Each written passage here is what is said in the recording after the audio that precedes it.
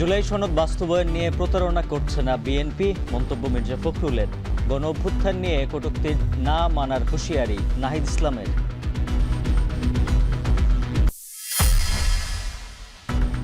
৫ August ঘিরে নাশকতার সক্ষমতা নেই আওয়ামী লীগের, বলছেন স্বরাষ্ট্রমন্ত্রী। পলাতক আসামির বক্তব্যে দিল্লির সঙ্গে সম্পর্ক খারাপ চায় না ঢাকা।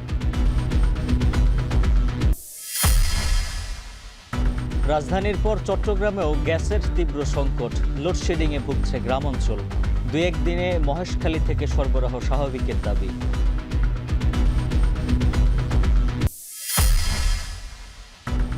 নবায়নযোগ্য জ্বালানির ব্যবহার বাড়াতে প্রধানমন্ত্রীর নির্দেশনা। গুরুত্বপূর্ণ সরকারি ভবনে বসানো হবে সৌর প্যানেল।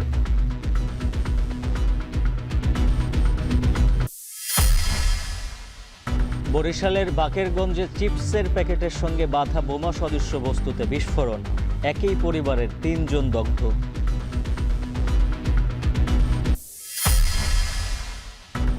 ছাগলকাণ্ডে আলোচিত এনবিআরের মতিউরের বিচার শুরু। অনিয়মের দায়ে গাজীপুরে ভূমি অফিসের ৪ কর্মকর্তা বরখাস্ত।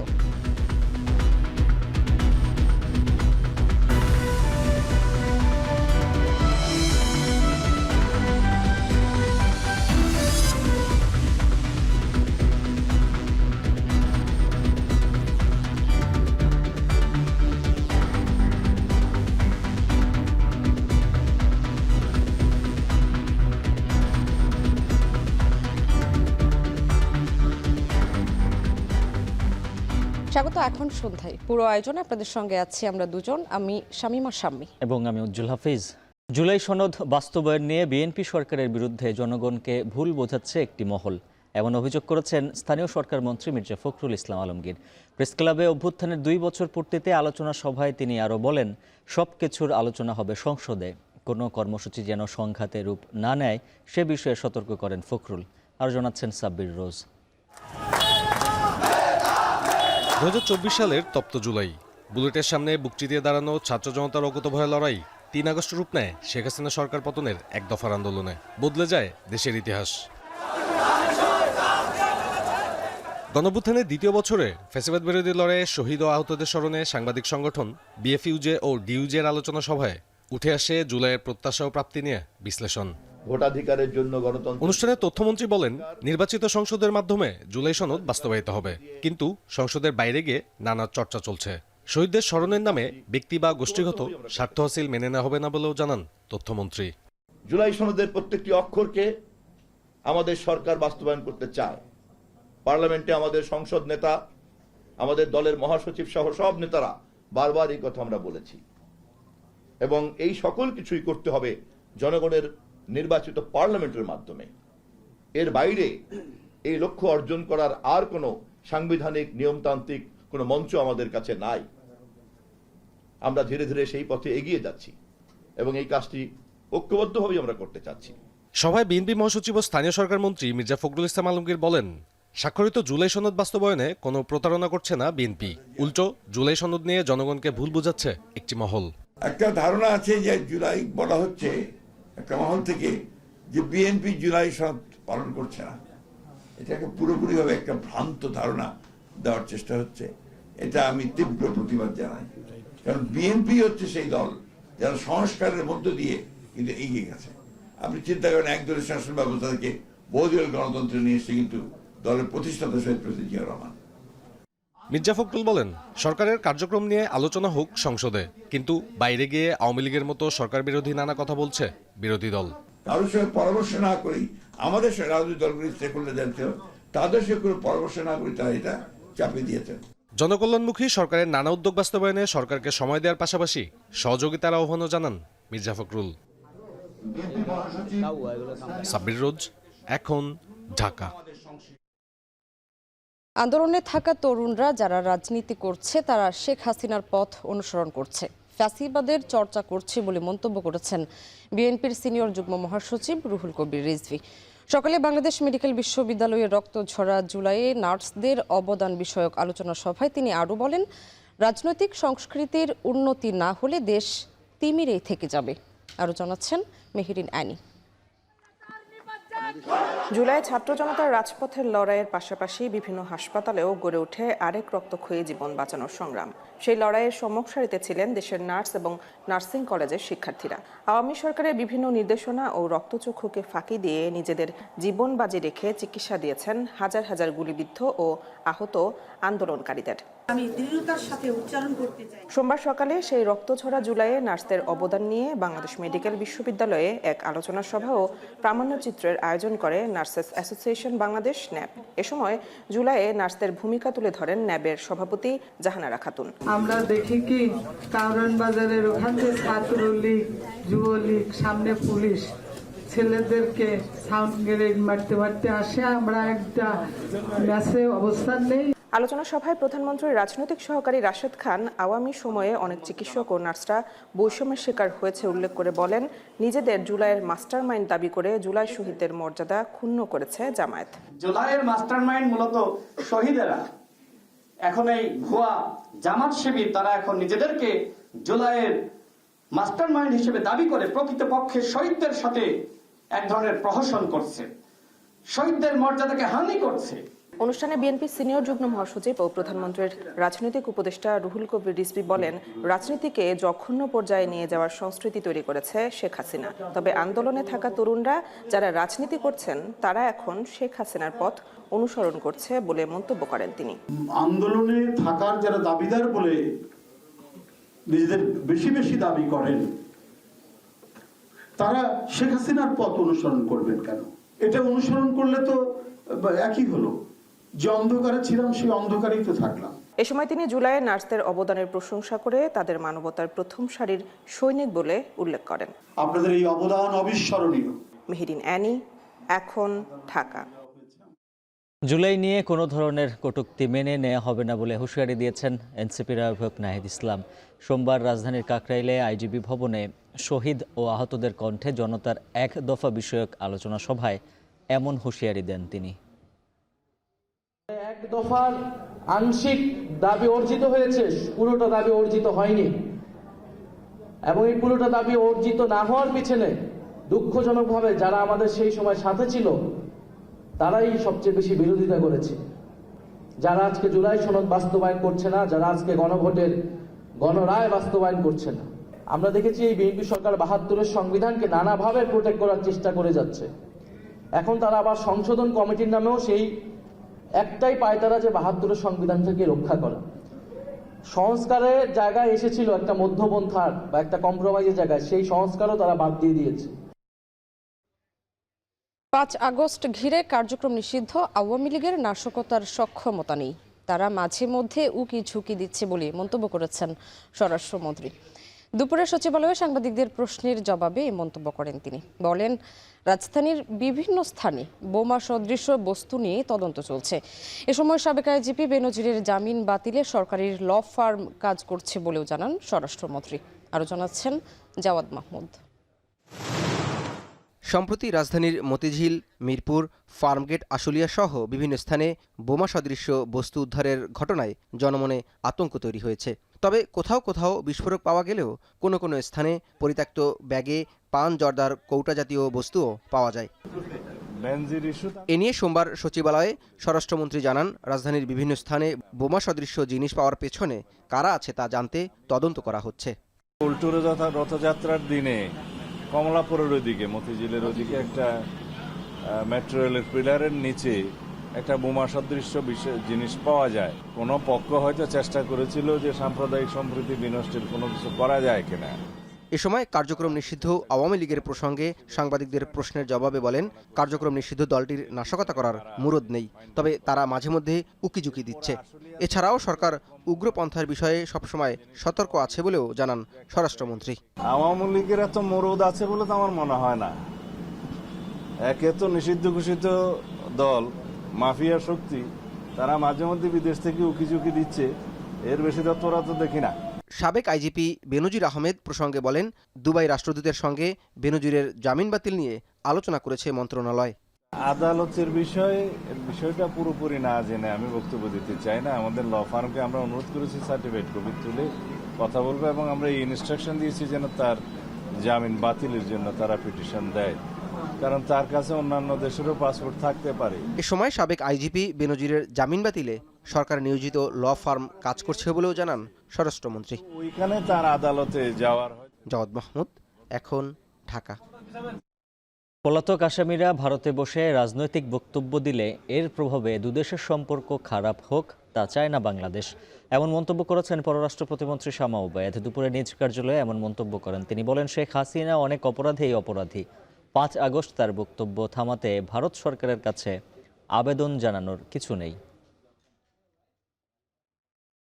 সংগঠনের প্রধান যে একটা অনেক ধরনের ক্রাইমে সে হয়েছে সাজাপ্রাপ্ত আসামি, উনি কোথায় কি বলছেন করছেন সেটার তো বাংলাদেশ সরকারের সে সময় নেই সেটার মানে জবাব দেবার। আমরা সবসময় বলেছি যে যতবারই এই পলাতক আসামি বা আওয়ামী লীগের অন্যান্য পলাতক আসামিরা ওখান থেকে কথা বলবে, রাজনৈতিক বক্তব্য দিবে বা বাংলাদেশের অবস্থা অস্থিতিশীল করার জন্য তারা কোনো ষড়যন্ত্রমূলক কাজে লিপ্ত থাকবে, সেটা যদি তারা করে সেটা তো অবশ্যই ভারত বাংলাদেশের যে সম্পর্ক আমরা আরও চাই যে আমরা উন্নত হোক। আপনার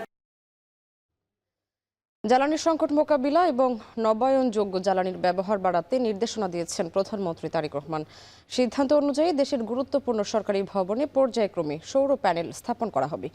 পাশাপাশি দেশে সোলার ইনভার্টার উৎপাদনে ব্যবহৃত কাঁচামাল আমদানিতে সরকারি সহায়তা দেওয়া হবে। বিকেলে সচিবালয়ে মন্ত্রিপরিষদ বিভাগের প্রধানমন্ত্রীর কার্যালয়ে সৌর বিদ্যুৎ সংক্রান্ত এক সভায় এসব নির্দেশনা দেন প্রধানমন্ত্রী। এছাড়া সাধারণ মানুষের জন্য সৌর বিদ্যুৎ সাশ্রয়ী সহজলভ্য করে তুলতে কার্যকর অর্থনৈতিক মডেল প্রণয়নের নির্দেশ দেন প্রধানমন্ত্রী। সভায় প্রধানমন্ত্রী বলেন, সরকারি ভবনের সৌর বিদ্যুতের ব্যবহার শুরু হলে সাধারণ মানুষের মধ্যে এই প্রযুক্তি ব্যবহারে আগ্রহ বাড়বে। সভায় অর্থ ও পরিকল্পনা মন্ত্রী আমির খসরু মাহমুদ চৌধুরী, প্রধানমন্ত্রীর অর্থ ও পরিকল্পনা উপদেষ্টা রাশেদ আল মাহমুদ তিতুমির সহ বিভিন্ন মন্ত্রণালয়ের সচিব ও ঊর্ধ্বতন কর্মকর্তারা উপস্থিত ছিলেন।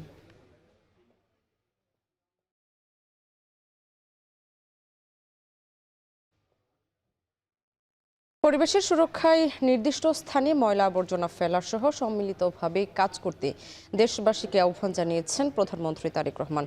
ফেসবুকে এক ভিডিও বার্তায় তিনি বলেন, পরিবেশ সংরক্ষণে নাগরিক হিসেবে সবার দায়িত্ব রয়েছে। সবাই যদি দায়িত্ব পালন করেন তাহলে একটি পরিচ্ছন্ন সুন্দর দেশ গড়ে তোলা সম্ভব বলেও জানান তিনি। প্রধানমন্ত্রী নিজের ভেরিফাইড ফেসবুক পেজে দেশবাসীর উদ্দেশ্যে তিনি এসব কথা বলেন। আমাদের ব্যবহার করা হাতের টিস্যু অথবা আপনার খাওয়া চিপসের প্যাকেট অথবা বাসায় ব্যবহার করা রান্নার তেল যে তার প্লাস্টিকের বোতলটি অথবা আমি বা আপনি পানি পান করেছি প্লাস্টিকের বোতল থেকে সেই বোতলটি, এরকম আরো অনেক ধরনের আবর্জনা যত্র তত্র সব জায়গায় ছড়িয়ে আছে। কোনো জায়গায় একটু বেশি জমা হয়ে আছে অথবা যত্র তত্র লোকালয়ের চারিদিকে ছড়িয়ে আছে। চিন্তা করে দেখুন তো, আপনার ঘরে যে ঘরটিতে আপনি থাকেন, যে বাসাটিতে আপনি থাকেন, যদি চারিদিকে এমন টিস্যু ছড়িয়ে থাকতো, যদি চারিদিকে এমন আবর্জনা ছড়িয়ে থাকতো, আপনার কাছে কি ভালো লাগতো দেখতে? নিশ্চয়ই না, আমাদের কারো কথাই ভালো লাগতো না। আমরা যদি নিজেরা সচেতন হয়ে যত্রতত্র যদি আমাদের ব্যবহারকৃত আবর্জনাগুলো যদি যত্রতত্র আমরা না ফেলে দিই, আমরা যদি একটি নির্দিষ্ট জায়গায় এই আবর্জনাকে জমা করি এবং নির্দিষ্ট উপায়ে যদি এটাকে পরে ধ্বংস করি, তাহলে যেমন আমাদের পরিবেশটি ভালো থাকবে, ঠিক একইভাবে আমরা আমাদের পরিবেশটাকে সুন্দরভাবে রাখতে পারবো। কয়েক সপ্তাহ ধরে রাজধানীর বিভিন্ন আবাসিক এলাকায় মিলছে না গ্যাস। বিশেষ করে মিরপুর, মোহাম্মদপুর, মগবাজার, খিলগাঁওয়ে গ্যাসের সরবরাহ একেবারেই কম। গ্যাস না থাকায় হোটেলের খাবার খেয়ে অসুস্থ হয়ে পড়ছেন অনেকেই। একই সাথে ফিলিং স্টেশনে কমছে গ্যাস সরবরাহ। চাহিদা অনুযায়ী গ্যাস না পাওয়ায় ক্ষুব্ধ গ্রাহকরা। ফেরদৌস রহমানের প্রতিবেদনে বিস্তারিত। রাজধানীর মিরপুরের পাইকপাড়া এলাকায় এভাবেই বৈদ্যুতিক চুলায় রান্না করে খাবার তৈরি করছেন এক গৃহিণী। রাইস কুকারে ভাত রান্না করছি, তারপরে ইলেকট্রিক চুলায় তরকারি রান্না করতেছি। আবার অনেক সময় তো লোডশেডিংও হয়, কারেন্ট থাকে না, তখন তো আর কারেন্টের চুলাও রান্না করা যাচ্ছে না। প্রায় মাস দেড়েক হয় এই এলাকায় গ্যাস সংকট দেখা দিয়েছে। বাসিন্দাদের দাবি, দীর্ঘ গ্যাস সংকটে হোটেল থেকে খাবার এনে দিন কাটাচ্ছেন তারা। কেউ কেউ অসুস্থ হয়ে পড়ছেন বাইরের খাবারে। চাটুকু কিনা খাইতে হয় বাইরে থেকে, আর রান্না বাড়া তো আছে বাইরে থেকে, সব কিছু রাইস কুকার কিনছি, কেউ মানে বিভিন্ন সমস্যা সবাই ভুগতেছে এই এলাকার সবাই। বাসায় গ্যাস না থাকার কারণে বাইরে যাওয়া লাগতেছে, আমাদের পড়াশোনার ব্যাঘাত ঘটতেছে, আমাদের চাকরির প্রিপারেশনের ব্যাঘাত ঘটতেছে। এদিকে শুধু বাসাবাড়ি নয়, গ্যাসের চাপ কম থাকায় সরবরাহ ব্যাহত রয়েছে ফিলিং স্টেশনগুলোতে। দেখা দিয়েছে যানবাহনের দীর্ঘ সারি। চাহিদা অনুযায়ী গ্যাস না পাওয়ায় ভোগান্তিতে গ্রাহকরা। আগে অনেক গ্যাস পাতাম, এখন লাইনে গ্যাস নেই, 1-1.5 মাস ধরে ঠিকমতো গ্যাস পাচ্ছি না। 2 ঘন্টা 2.5 ঘন্টা প্রত্যেক পাম্পে সিরিয়াল দিতে হয়। এমন পাম্পে আছে আমাদেরকে ঢুকতে দেয় না, গ্যাস পাওয়া যায় না, ইনকাম নাই। আর ফিলিং স্টেশন কর্তৃপক্ষ বলছে গ্রাহক চাহিদা অনুযায়ী সরবরাহ করতে না পেরে বিপাকে তারা।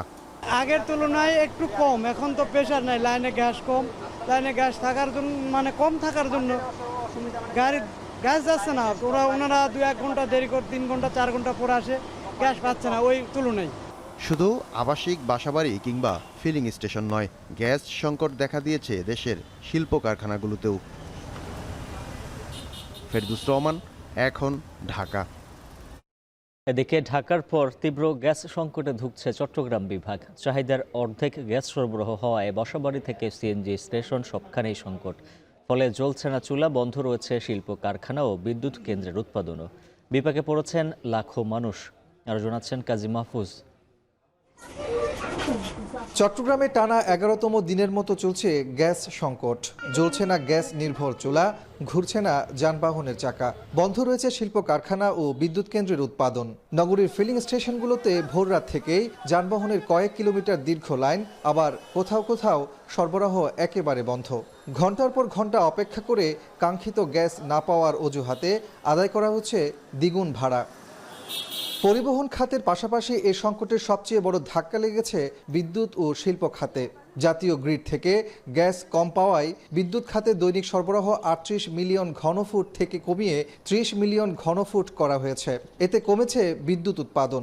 দৈনিক 250 থেকে 300 মেগাওয়াট লোডশেডিং করতে হচ্ছে চট্টগ্রামে। গ্যাস সংকটের আঁচ লেগেছে বাসাবাড়িতেও। দিনের বড় একটি অংশে জ্বলছে না চুলা। বাধ্য হয়ে বাড়তি খরচে হোটেল থেকে খাবার কিনে আনতে হচ্ছে অনেককেই। প্রতিদিন প্রায় 400 মিলিয়ন ঘনফুট গ্যাসের স্বাভাবিক চাহিদার বিপরীতে সরবরাহ পাওয়া যাচ্ছে মাত্র 200 মিলিয়ন ঘনফুটের মতো, যা মোট চাহিদার অর্ধেক। মহেশখালীর ভাসমান এলএনজি টার্মিনালে কারিগরি ত্রুটির পর দৈনিক 450 মিলিয়ন ঘনফুট সরবরাহ কমে যায়। তার উপর প্রাপ্ত সীমিত গ্যাসের বড় একটি অংশ ঢাকায় বেশি সরবরাহের কারণে চট্টগ্রামে এই সংকট তীব্র হয়েছে। আমরা গ্যাস পাইতেছি না, যার কারণে আমরা লাঞ্ছিত। কোম্পানিরা আমাদের মনে করেন ইনকাম ফুল নিতেছে, আমরা মনে করেন কোম্পানিদেরকে ইনকাম দিতে হবে ফুল, 1 টাকাও মাপ নাই। কোনো লাইনের যদি সমস্যা থাকে বা গ্যাসের কোনো সমস্যা থাকে তাহলে ডিক্লেয়ার দিয়ে দেখ, আমরা 2 দিন দিব না, 3 দিন দিব না। এদিকে ক্ষতিগ্রস্ত এলএনজি টার্মিনালের মেরামত কাজ শেষের দিকে দাবি করে আগামী 2-1 দিনের মধ্যে সরবরাহ স্বাভাবিক হবে বলছেন আরপিজিসিএল এর উপমহাব্যবস্থাপক। অবস্থায় আছে আর সর্বশেষ আমরা 2-1 দিনের মধ্যে একটা পজিটিভ রেজাল্ট জাতিকে দিতে পারবো আশা করি। এদিকে রোববার বিকেল থেকে পূর্ব ঘোষণা ছাড়াই গ্যাস সরবরাহ বন্ধ হয়ে যাওয়ায় বিপাকে পড়েছেন ফেনী শহর ও আশপাশের এলাকার কয়েক হাজার মানুষ। রাতের 12টা বাজেও থাকে না, অনেক সময় সকালে একটু থাকে, আর মানে দেখেন না 7টা-8টা বাজছে, এরপর আর গ্যাস মানে চলে না। চরম ভোগান্তিতে আবাসিক গ্রাহক, হোটেল ব্যবসায়ী এবং সিএনজি অটোরিকশা চালকরা। কেন্দ্রীয়ভাবে গ্যাসের সরবরাহ কমিয়ে দেওয়ায় এ পরিস্থিতির সৃষ্টি হয়েছে বলে জানিয়েছেন ফেনী বাখরাবাদ গ্যাস অফিসের ব্যবস্থাপক কিরণ চন্দ্র রায়। দ্রুত গ্যাস পরিস্থিতি স্বাভাবিক হবে বলে জানান তিনি। কাজী মাহফুজ, এখন, চট্টগ্রাম। দিন হোক কিংবা রাত, মিলছে না স্বস্তি। ফেনী, নাটোর, বরগুনা সহ দেশের বিভিন্ন জেলায় দীর্ঘ সময়ের লোডশেডিংয়ে দুর্ভোগে লাখো মানুষ। তীব্র গরমে ঘরের ভেতর টিকে থাকায় কঠিন হয়ে পড়েছে। বিদ্যুৎ না থাকায় ব্যাহত হচ্ছে প্রতিদিনের কাজকর্ম। বিস্তারিত প্রতিবেদনে। ঘন ঘন লোডশেডিংয়ে বিপর্যস্ত জনজীবন, বিদ্যুতের অভাবে ভোগান্তিতে সাধারণ মানুষ, ক্ষতির মুখে ব্যবসা ও শিল্প কারখানা। ফেনীতে গ্রামাঞ্চলে প্রতিদিন 6 থেকে 8 ঘন্টা এবং শহরে 4 থেকে 6 ঘন্টা পর্যন্ত বিদ্যুৎ থাকছে না। এতে ব্যবসা বাণিজ্য ও শিল্প কারখানার উৎপাদন ব্যাহত হচ্ছে। এই সঙ্গে অনেক গ্রাহক অভিযোগ করছেন, আগের মাসের তুলনায় এবার বিদ্যুৎ বিল এসেছে 2 থেকে 3 গুণ বেশি। ঘন্টার মধ্যে 2-1 বারও চলে যায়, আসা যাওয়ার যে একটা নাটকীয়তা খুব খারাপ লাগতেছে। একই চিত্র নাটোরেও। জাতীয় গ্রিড থেকে চাহিদার তুলনায় অনেক কম বিদ্যুৎ পাওয়ায় শহরের চেয়ে গ্রামেই বেশি লোডশেডিং দিতে হচ্ছে। বিদ্যুতের অভাবে থমকে যাচ্ছে ছোট বড় ব্যবসা, উৎপাদন কমেছে বিদ্যুৎ নির্ভর কারখানায়। মূলত উৎপাদন ঘাটতিজনিত কারণে আমরা গ্রিড থেকে সাপ্লাই কম পাচ্ছি, 50-60% পাচ্ছি, যার কারণে আমাদের লোডশেডটা করতে হচ্ছে এবং আমরা সেটা লোড ম্যানেজমেন্ট করে আমরা গ্রাহকদেরকে বিদ্যুৎ সরবরাহ করতেছি। তো বিষয়টা আমরা ইতিমধ্যে আমাদের উৎপাদন কর্মকর্তাদেরকে জানিয়েছি।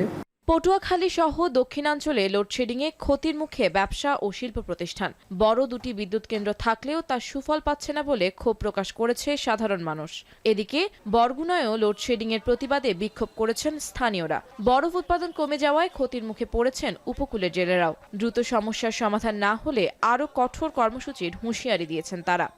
বিদ্যুৎ বর্তমানে আপনার 40% থাকেই না, একেবারে মানে কাজ কাম করা খুবই কষ্টকর হয়েছে। বিদ্যুতের কারণে আমার কর্মচারীদের কাজ দিতে পারতেছি না, বেতন দিতে পারতেছি না। উত্তরাঞ্চলের সৈয়দপুরে লোডশেডিংয়ে থমকে যাচ্ছে হালকা প্রকৌশল শিল্প। প্রতিদিন ঘন্টার পর ঘন্টা উৎপাদন বন্ধ থাকায় বাড়ছে আর্থিক ক্ষতি। ব্যাহত হচ্ছে ব্যাংক, শিক্ষা প্রতিষ্ঠান সহ বিভিন্ন সেবার কার্যক্রম।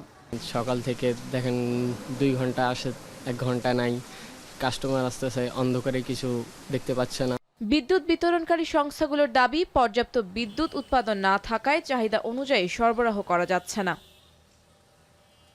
লোডশেডিং কমিয়ে স্বাভাবিক বিদ্যুৎ সরবরাহ নিশ্চিত করার দাবি জানিয়েছেন ভুক্তভোগীরা। তবে পরিস্থিতির উন্নতি কবে হবে সে বিষয়ে এখনো স্পষ্ট কোনো আশ্বাস মেলেনি। আফনান অপসরা, এখন। বরিশালের বাকেরগঞ্জে বোমা সদৃশ্য একটি বস্তুর বিস্ফোরণে একই পরিবারের 3 জন দগ্ধ হয়েছেন। গুরুতর আহতদের ভর্তি করা হয়েছে স্থানীয় হাসপাতালে। পরিস্থিতি তদন্ত করছে আইন শৃঙ্খলা বাহিনী। আরও জানাচ্ছেন ফিরদাউস সোহাগ। বিস্ফোরণে 2 হাত ও মুখ ঝলসে গেছে শিশু ফাহিমের। দগ্ধ হয়েছেন তার নানি হনুফা বেগম এবং খালা ইতিও। 3 জনকেই গুরুতর অবস্থায় বরিশাল শেরেবাংলা মেডিকেল কলেজ হাসপাতালে ভর্তি করা হয়েছে। সোমবার সকাল 6টার দিকে বাকেরগঞ্জ উপজেলার ভরপাশা ইউনিয়নের দুধলমৌ গ্রামে নিজ বাড়ির আঙিনায় ঘটে এ ঘটনা। স্বজনদের ভাষ্য, রশির সঙ্গে বাঁধা একটি চিপসের প্যাকেট দেখে কৌতূহলবশত সেটি হাতে নেন ফাহিমের খালা ইতি। প্যাকেটের সঙ্গে থাকা সুতা টান দিতেই বিকট বিস্ফোরণ ঘটে। এতে আশেপাশে থাকা 3 জনই দগ্ধ হন। আমরা মনে করছি যে আমাদের মসজিদের সাথে একটা টেনিস মিটার আছে, যে ওইটা বাস্ট হয়ে গেছে। আমরা দৌড়ি আইলাম, যে আইসে দেখি না যে টেনিস মিটার ঠিক আছে। পরে এদিকে হুড়োহুড়ি করে মানুষ দৌড়াইতেছে। পরে আমরা আসলাম এদিকে, আসছে দেখি যে এদিকে বোমা বিস্ফোরণ হয়েছে। এত জোরে আওয়াজ হইলো, এত সকালে কি হইলো, কোথায় এই আওয়াজে আর কি আগুন জ্বললে উঠছে। এই এখন এটা কোথা থেকে আইছে, কি করছে, আমরা কেউ কিছু জানি না। ব্যাগের ভিতরে কি যেন বাস্ট হয়ে আর কি আগুন ধরে গেল। আমার পার অবস্থা খারাপ, পরে আমি নদীর ভিতরে লাফ দিচ্ছি, আমার মা পড়ে গেছে, আমার মার কাপড় পড়ে গেছে। পরিবারের দাবি, কারা বা কেন এমন বিস্ফোরক সাদৃশ বস্তু সেখানে রেখে গেছে তা তারা জানেন না। তবে জমিজমা সংক্রান্ত পূর্ববিরোধের জেরে কেউ পরিকল্পিতভাবে এটি রেখে যেতে পারে বলে সন্দেহ করছেন ফাহিমের মা। আমরা গরিব, আমার ফ্যামিলি গরিব, আমার বাপের বাড়ি গরিব। আমার বাপে দিন আনতে দিন খাইতে দেন, একু ছিলে 3টা মানুষ এ করে দিয়ে গেছে। চিকিৎসকরা জানান, দগ্ধদের মধ্যে ফাহিমের অবস্থা সবচেয়ে গুরুতর। তার শরীরের প্রায় 15% পুড়ে গেছে। তবে আহত 3 জনকেই প্রয়োজনীয় চিকিৎসা দেয়া হচ্ছে। অ্যারাউন্ড 15% বার্ন, এবং সেটাতে আপাতত আমরা রিসেসিটি করতেছি রোগীকে স্যালাইন দিয়ে, এবং আমরা কিছু রক্ত পরীক্ষা করতে দিয়েছি।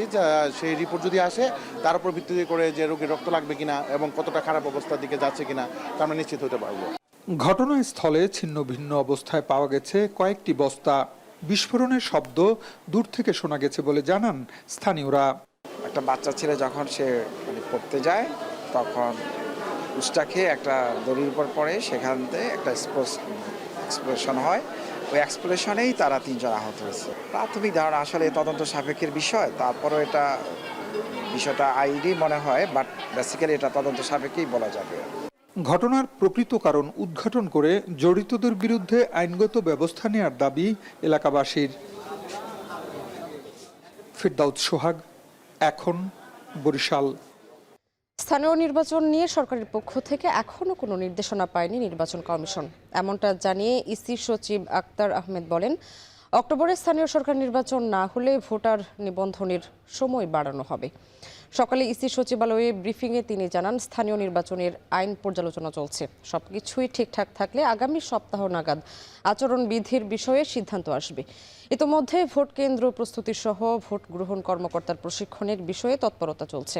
ইসিতে নিবন্ধিত 59 রাজনৈতিক দলের মধ্যে 38 দল বার্ষিক আয় ব্যয়ের হিসাব জমা দিয়েছে। 13টি দল সময় বৃদ্ধির আবেদন করেছে, দাখিল করেনি 8টি দল। এ সময় রাষ্ট্রপতি নির্বাচন নিয়ে তিনি জানান, সংসদ সচিবালয়ের সিদ্ধান্তের অপেক্ষায় ইসি।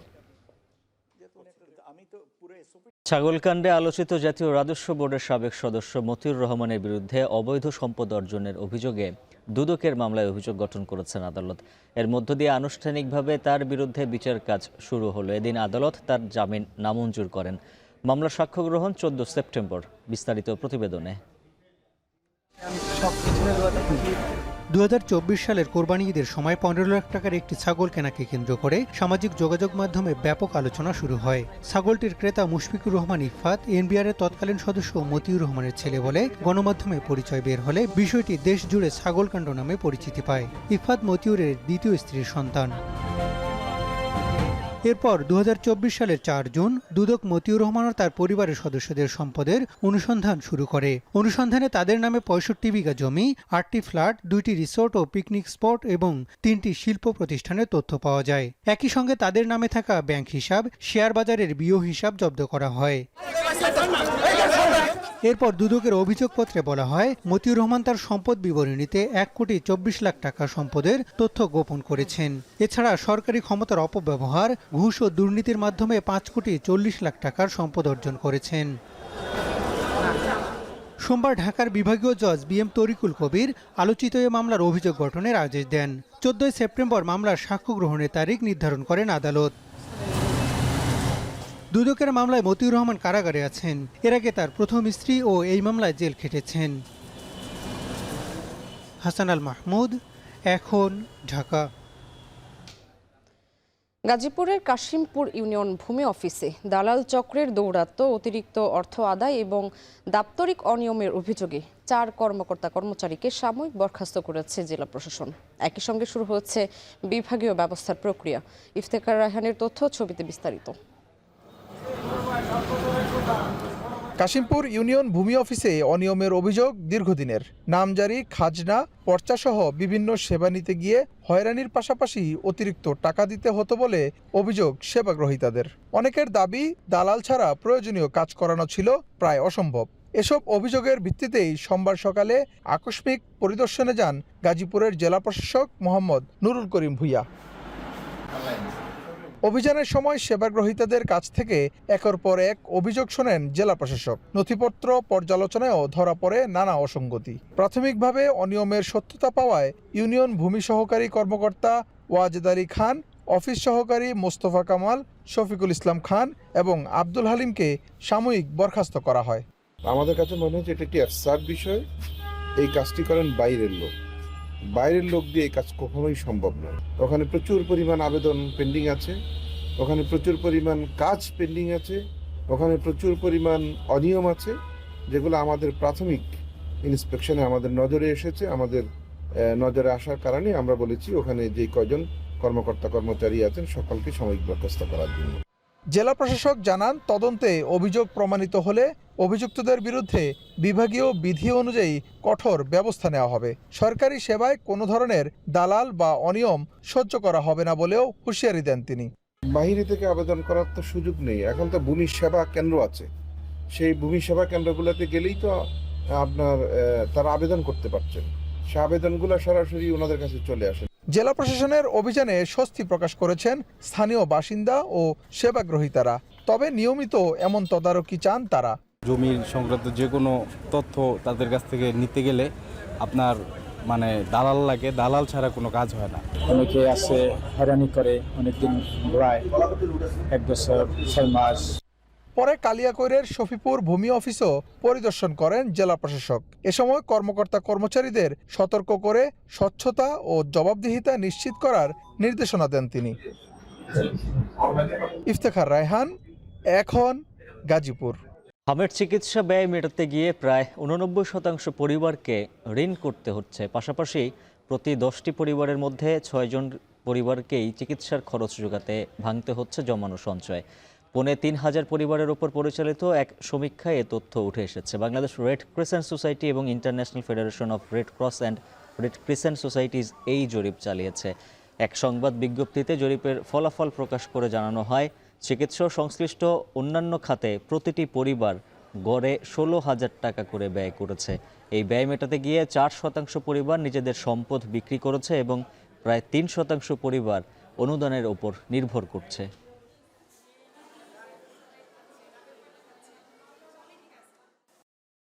স্বাস্থ্যগত দিক বিবেচনায় কারাগারে বন্দী পাকিস্তানের সাবেক প্রধানমন্ত্রী ও পিটিআই নেতা ইমরান খান মুক্তি পেতে পারেন বলে নতুন করে গুঞ্জন শোনা যাচ্ছে।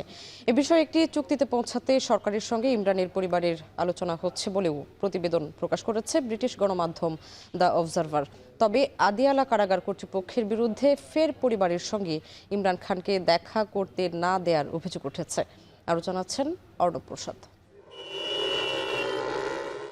সামরিক বাহিনীর সঙ্গে বিরোধের পর দুর্নীতির অভিযোগে 2023 সালের আগস্ট থেকে কারাগারে বন্দী পাকিস্তানের সাবেক প্রধানমন্ত্রী ও তারকা ক্রিকেটার ইমরান খান। পরিবারের সদস্যদের সঙ্গে দেখা করতে না দেয়া, মৃত্যুর গুজব, ইমরানের স্বাস্থ্যের বিষয়ে কারা কর্তৃপক্ষের গাফিলতি সহ নানা অভিযোগের মধ্যেই চলতি সপ্তাহে কারাবন্দী জীবনের 3য় বছর পূর্ণ করবেন ইমরান খান। ইমরানের কারাবরণ নিয়ে যখন দিন দিন উত্তপ্ত হচ্ছে পাকিস্তানের রাজনৈতিক অঙ্গন, তখনই তার মুক্তির গুঞ্জন তৈরি হয়েছে পাকিস্তান জুড়ে। এ নিয়ে একটি প্রতিবেদনও প্রকাশ করেছে ব্রিটিশ সংবাদ মাধ্যম দ্য অবজারভার। পাকিস্তানের সামরিক বাহিনী ও পরিবারের সূত্রের বরাতে গণমাধ্যমটি বলছে, স্বাস্থ্যগত দিক বিবেচনায় ইমরানকে মুক্তি দিতে পারে সরকার। এ বিষয়ে চুক্তিতে পৌঁছাতে সরকারের সঙ্গে তৃতীয় পক্ষের মাধ্যমে ইমরানের পরিবারের আলোচনা হচ্ছে বলেও দাবি করেছে গণমাধ্যমটি। এদিকে ইমরানের মুক্তির গুঞ্জনের মধ্যেই ফের আদিয়ালা কারা কর্তৃপক্ষের বিরুদ্ধে পরিবার ও নেতাকর্মীদের সঙ্গে ইমরান খানকে দেখা করতে না দেওয়ার অভিযোগ তুলেছেন তার বোন আলিমা খান। আলিমার দাবি, সপ্তাহের প্রতি মঙ্গল ও বৃহস্পতিবার পরিবার ও আইনজীবীদের সঙ্গে ইমরানের সাক্ষাতে আদালত স্পষ্ট নির্দেশনা দিলেও তা মানছে না আদিয়ালা কারা কর্তৃপক্ষ। ইমরান খান আদালত से रिहा होना है। अब अदालत का हाल सुनिए। इमरान खान के लिए ऐसे ऐसे नायाब जजेस ढूंढ के लाए हैं, ऐसे बेज़मीन जजेस ढूंढ के लाए हैं। এছাড়াও আলাদা বার্তায় ইমরানের 2 ছেলে সুলাইমান ও কাশেমের দাবি, গেল প্রায় 7 মাস ধরে পরিবার থেকে বিচ্ছিন্ন ইমরান খান। দীর্ঘ কারাবাসে ইমরানের স্বাস্থ্যের চরম অবনতি হয়েছে বলেও শঙ্কা 2 পুত্রের। এদিকে পাকিস্তানের চলমান রাজনৈতিক অচলাবস্থার অবসানে ইমরানের মুক্তির বিষয়টি সরকারকে বিবেচনায় নেয়ার আহ্বান বিশ্লেষকদের। অর্ণব প্রসাদ, এখন বিশ্ব। অস্ট্রেলিয়ার বিপক্ষে টেস্ট সিরিজ খেলতে নামার আগে অনুশীলন শুরু করেছে বাংলাদেশ দল। দীর্ঘ ভ্রমণের ক্লান্তি কাটিয়ে প্রথম দিনের অনুশীলনে রানিং ফিল্ডিংয়ের পাশাপাশি নেটে ব্যাটিং বোলিং ঝালিয়ে নিয়েছেন ক্রিকেটাররা। অনুশীলন শেষে নিজেদের সন্তুষ্টির কথা জানিয়েছেন স্পিনার তাইজুল ইসলাম। আরও জানাচ্ছেন মিনারুল ইসলাম। অস্ট্রেলিয়ায় বাংলাদেশ দলের একটি বহর পা রেখেছে শনিবার। একদিনের বিশ্রাম শেষে ডারউইনে অনুশীলনে ঘাম ঝরিয়েছে টাইগার ক্রিকেটাররা। 2003 সালের পর অস্ট্রেলিয়ার মাটিতে টেস্ট খেলার সুযোগ হয়নি বাংলাদেশের। দীর্ঘ 23 বছর পর সেই অধরা রোমাঞ্চ ফিরেছে টাইগার ডেরায়। অনুশীলনে তাই দলকে দেখা গেল বেশ মনোযোগী। 21 বছরের দীর্ঘ ক্যারিয়ারে প্রথমবার অস্ট্রেলিয়ায় টেস্ট খেলার সুযোগ পাচ্ছেন মুশফিকুর রহিম, হয়তো শেষবারও। এই সিরিজটা নিশ্চিতভাবে তার জন্য বিশেষ কিছু। বিশেষজ্ঞ ডাক্তার দেখাতে সবার আগে তাসমান পাড়ে পাড়ি জমিয়েছিলেন তাসকিন আহমেদ। অনুশীলনে বেশ চনমনে দেখা গেল তাকেও। ভ্রমণের ক্লান্তি ভুলে কন্ডিশনের সঙ্গে মানিয়ে নেওয়াটাই ছিল প্রথম দিনের মূল লক্ষ্য। অনুশীলনের ফাঁকে নিজেদের প্রস্তুতি নিয়ে কথা বলেন অভিজ্ঞ বাঁহাতি স্পিনার তাইজুল ইসলাম। জার্নিটাও ভালো ছিল, বিকজ আমরা আসার সময় একটা ট্রানজিট পাইছিলাম। ট্রানজিটে এনাফ রেস্টের একটা বিষয় ছিল। প্রথম দিনে প্র্যাকটিসটা খুব ভালো হয়েছে, ফ্যাসিলিটিসটা অনেক ভালো। উইকেট থেকে শুরু করে ফিল্ডিং প্র্যাকটিস থেকে শুরু করে রানিং থেকে শুরু করে সব ধরনের অ্যাক্টিভিটিস আমরা করতে পারছি। ডারউইনে 5 আগস্ট পর্যন্ত টানা অনুশীলন করবে বাংলাদেশ, যেখানে যোগ দেবেন লিটন সৌম্যরাও। এরপর ক্রিকেট অস্ট্রেলিয়া একাদশের বিপক্ষে 3 দিনের একটি প্রস্তুতি ম্যাচে মুখোমুখি হবে শান্ত তাইজুলরা। 13 আগস্ট ডারউইনে শুরু হবে বহুল প্রতীক্ষিত সিরিজের প্রথম টেস্ট। অস্ট্রেলিয়ার বিপক্ষে টেস্টে এখন পর্যন্ত 6 ম্যাচ খেলে মাত্র একটিতে জিতেছে বাংলাদেশ। 2017 সালে মিরপুরের জয় ছাড়া হেরেছে বাকি 5টিতেই, 3টি আবার ইনিংস ব্যবধানে।